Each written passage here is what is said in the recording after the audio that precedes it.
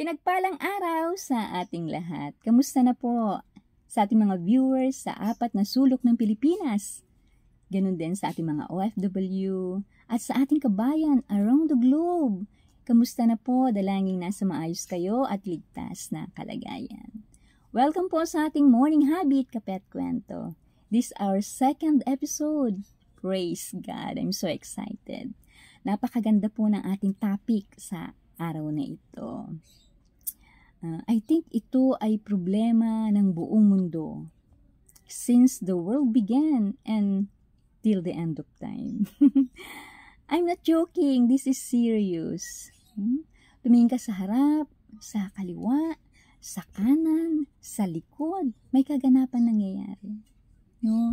Umiiral na po ito bago pa nilikha ang mundo. Ano kaya yun? Mamaya malalaman natin. Samahan niyo po muna ako sa panalangin. Amang Diyos, maraming salamat sa oras na ito. Ikaw ang Diyos na mabuti at tapat. Pinasisikat mo ang araw at pinaulan sa mabuti at masama. At pareho silang nakikinabang sa bagay na ito. Salamat po, Panginoon, wala kang tinatangi. Ikaw ay Diyos na mabuti. Salamat po sa grasya at pabor na ipinagkaloob mo sa amin. Sa krus ni Kristo, nag-uumapaw ang aming biyaya, Panginoon. Natanggap na namin ang mga biyayang iyon sa lahat ng aspeto ng aming buhay. Maraming salamat muli sa pangalan ni Jesus. Amen. Balik po tayo sa ating topic. Why people go on wrong way? Bakit nga ba ang tao nalilihis ng landas? O bakit ba siya ay nakagagawa ng masama? No? Gusto niya ba yung ginagawa niya? O may nagtutulak lang sa kanya? Alam niyo po, may isang tao sa Biblia, si Apostol Pablo, sa New Testament. Nag-struggle din siya sa ganyang senaryo. No? Nalilito ang kanyang isip, nagugulumihanan ang kanyang kalooban. Tara, samahan niyo po ako sa pagbabasa. Sa Roma 7:14, sabi niya rito, alam natin na espiritual ang kautusan, ngunit ako'y makalaman at alipin ng kasalanan. Hindi ko maunawaan ang aking sarili sapagkat hindi ko ginagawa ang ibig ko, bagkus ang bagay na kinasusuklaman ko ang siya kong ginagawa. Ngayon, kung ginagawa ko ang hindi ko ibig, sinasang-ayunan ko na mabuti ang kautusan. Kaya hindi na ako ang may kagagawan noon, kundi ang kasalanang nananahan sa akin.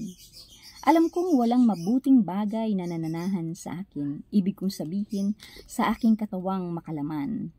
Kayang-kaya kong magnasa ng mabuti, ngunit hindi ko lang magawang, sapagkat hindi ko ginagawa ang mabuting ibig ko, kundi ang masamang hindi ko ibig ang siya kong ginagawa. Kung ginagawa ko ang hindi ko ibig, hindi na ako ang may kagagawa noon, kundi ang kasalanang nananahan sa akin. Sabi niya sa 21, ito ang natuklasan ko. Kapag ibig kong gumawa ng mabuti, ang masama ang malapit sa akin. Sa ikabuturan ng aking puso, ako'y nalulugod sa kautusan ng Diyos. Subalit, nararamdaman kong may ibang tuntunin sa mga bahagi ng aking katawan at ito'y salungat sa tuntunin ng aking kaisipan. Dahil dito, ako'y naalipin ng kasalanang nananahan sa mga bahagi ng aking katawan. Kahabag-habag ang kalagayan ko, sino ang makapagliligtas sa akin sa katawang ito na nagdudulot ng kamatayan. Sa 25, ang Diyos sa pamamagitan ni Kristo Jesus na ating Panginoon, salamat sa Kanya. Nag-struggle din si Apostol Pablo, no? Gusto niyang gumawa ng mabuti, ngunit hindi niya nagagawa. Parang kanta no? Gusto kong bumait pero di ko gumagawa. Kasi may kasalanan sa ating laman, no? Yung kasalanan ni Adan at Eva noong panahon, hanggang sa ating kasalukuyan at hanggang sa mga susunod na mga henerasyon.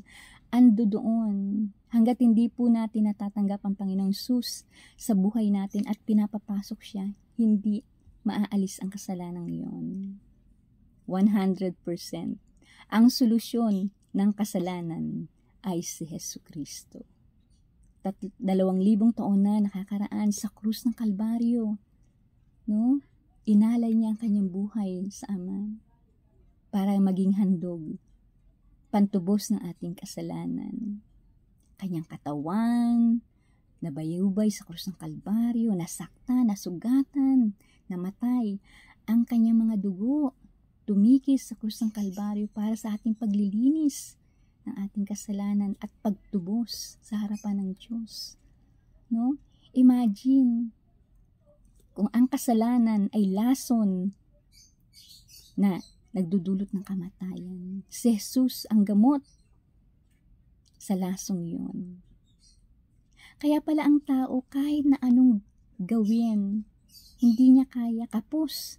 Kahit anong gawin niya, pilit na maging mabuti. Hindi kaya, hindi pa rin. Sabi nga sa Roma, walang matuwid, kahit isa, walang humanap sa Diyos. Ang lahat ay nagkanya-kanyang lakad. No? Ninais ng tao na ang kanyang sarili ang sundin, himbis na ang Diyos. Nakalulungkot, di po ba? Yung mga kasalanan na yan na umalipin sa ating bahagi ng katawan. Sabi ni Pablo, inalipin ang aking laman ng kasalanang ito na nagdudulot sa akin ng kamatayan. Ano yung mga bahaging yun na sinasabi niya? Ito ba'y isip, mata, bibig, tenga, puso, kamay? No?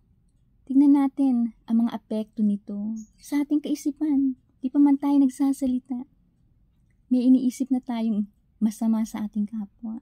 Kasalanan na yun. Po ba?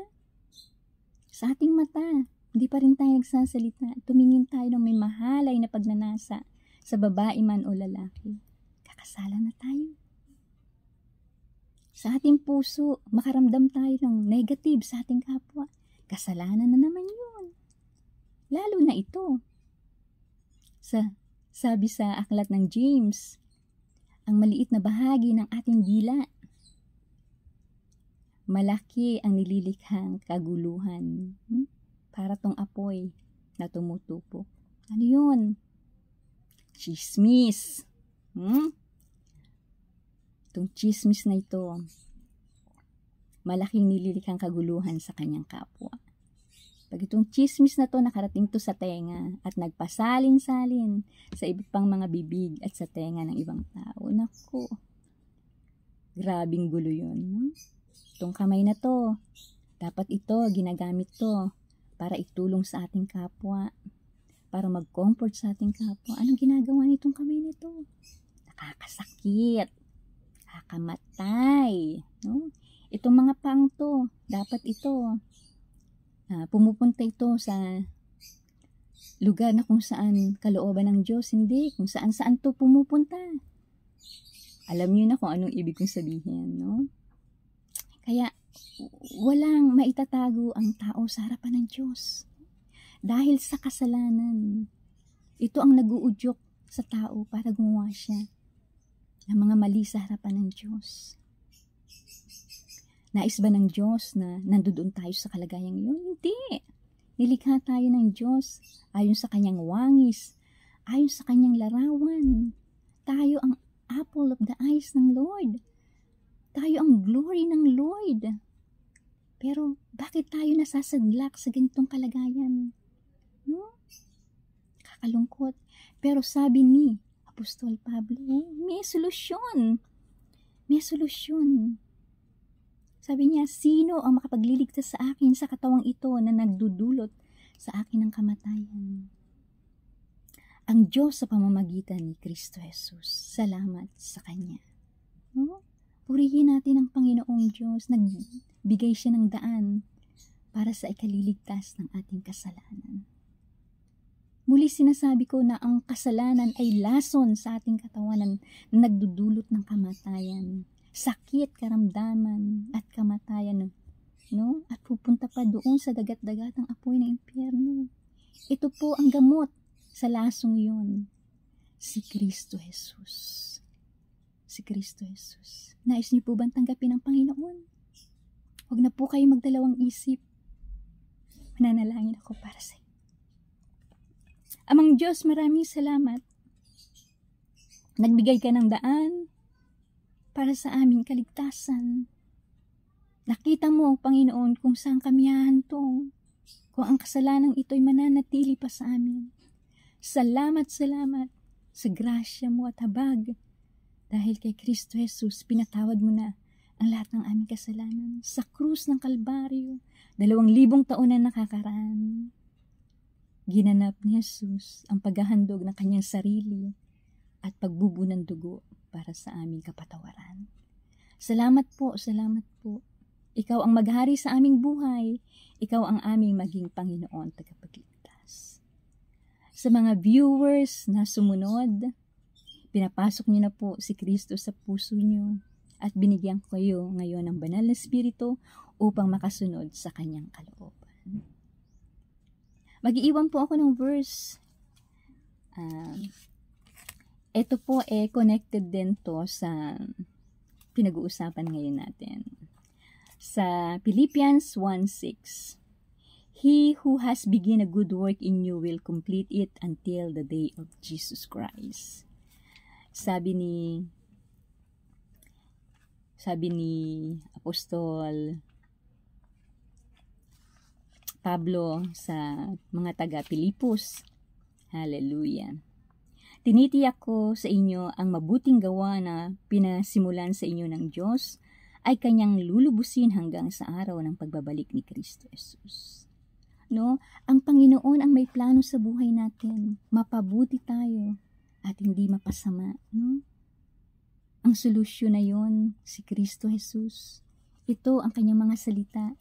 Lagi tayo magbabasa ng salita ng Diyos. Ito ay totoo. Andito ang mga plano ng Diyos para sa ating ikabubuti at hindi ikapapahamak. Hallelujah. Purihin ang Diyos. Ito ang mabuting balita. Si Kristo Jesus. Ibinigay sa atin ng Diyos Ama para sa ating ikabubuti. Bigyan tayo ng magandang buhay. No? Hallelujah. At makita natin ang karangalan at kaluwalhatian ng Diyos Ama sa kalangitan. Di po ba? That is good news. Salamat po sa mga nakibahagi sa aking vlog sa oras na ito. At samahan niyo po muli ako sa susunod nating topic. May part 2 po ito. Saan ba nagsimula ang kasalanan? At ang part 3 ay ang kaligtasan. Salamat po. Ingat sa lahat. Shalom.